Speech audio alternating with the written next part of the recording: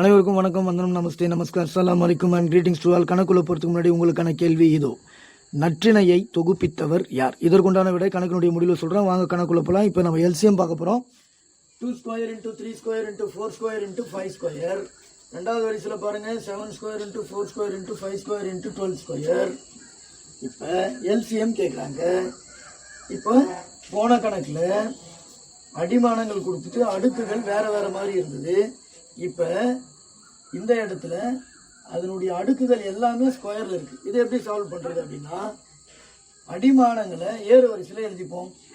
2 எல்லாமே ஸ்கொயரில் இருக்குங்களா, அதை அப்படியே போடுங்க. 2 square into 3 square into 4 square into 5 square into வேறு என்ன நம்பர் இருக்குது? 7.